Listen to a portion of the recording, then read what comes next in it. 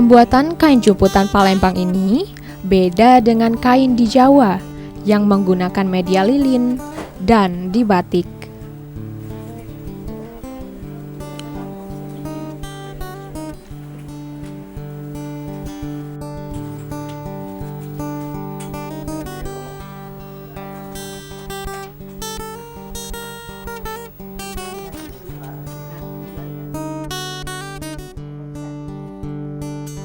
Setelah kain dicelupkan, diberi pewarna dan dikeringkan, baru jahitan pada kain tersebut dilepas satu persatu.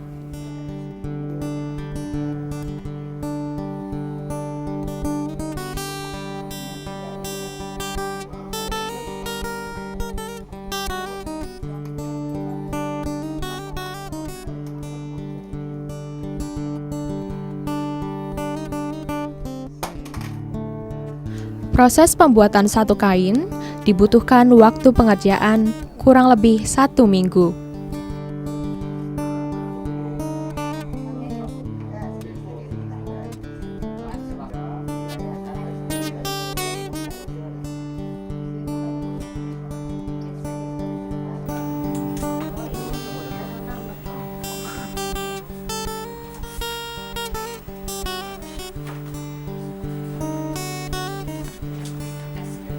Ayo Mbak, prosesnya. ini kemana nih Mbak? Nah, ini kita proses finishing. Oh, proses boleh yang duduk terakhir. ya Mbak ya? Silakan Mbak. Oke. Ya. Nih Ibu, adik-adik ini lagi ngapain Mbak?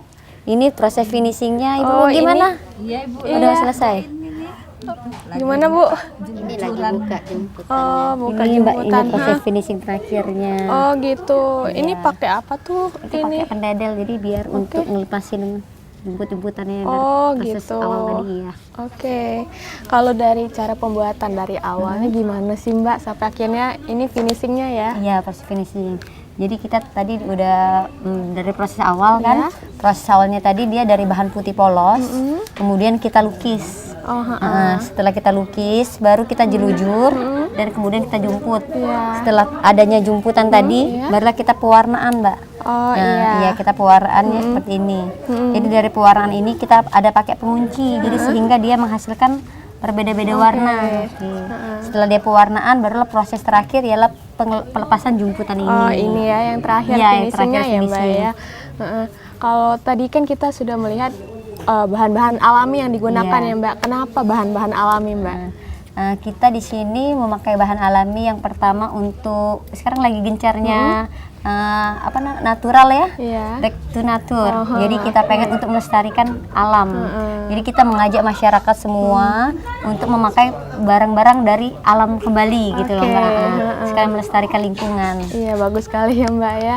Untuk sekarang kan di bulan Agustus nanti ada Asian Games ya Mbak ya. Iya, Ini betul apa nih yang Mbak akan lakukan untuk Galeri Wong Kito ini? Iya. Yang akan kami launching produk baru kami yaitu kita akan buat shell untuk para wisatawan yang datang. Iya. Jadi mereka tuh pakainya simple. Kalau kita buat benar. hanya kain-kain aja kan mereka mau buat jahit lagi Iya, yang benar. nanti mungkin kita buat jilbab shell seperti yang saya pakai ini. Gitu. Mudah digunakan ya Mbak Iya, ya? lebih simple jadinya. Oke. Kalau untuk cara pemasaran Galeri Wong Kito sendiri bagaimana Mbak untuk memasarkan kain jumputan ini? Iya. Kalau pemasaran kita itu ngisi ke outlet-outlet seperti butik-butik yang ada di Kota Palembang. Ada juga kita di Musi Banyu Asin di Dekranas oke. Damuba kita ngisi. Terus ada di Adi Songket di Lentera Butik. Terus kita juga ada galeri di rumah. Oke. Selain itu juga kita via Instagram online iya. dan kita juga sering mengikuti pameran-pameran Oke. baik dari dalam maupun luar daerah. Wah hebat sekali ya Mbak ya. Untuk omsetnya sendiri Mbak per bulannya berapa nih Mbak? Kalau untuk sekarang omsetnya sekitar dari 25 sampai 30 untuk tahap awal.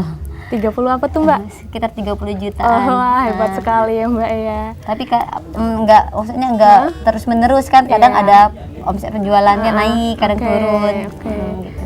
Oke Mbak, kita mungkin lihat lagi ya Mbak ya ini Oh, boleh, Mbak, proses silakan. finishingnya. Sekalian belajar-belajar. Oh iya.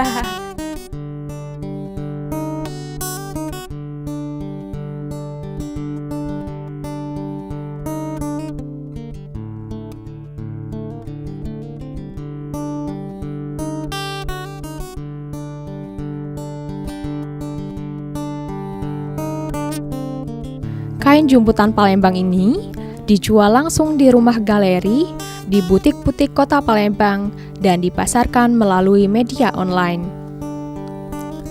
Untuk memperkenalkan kain jumputan ini secara lebih luas, pengrajin seringkali mengikuti pameran di kota Palembang maupun luar Sumatera Selatan.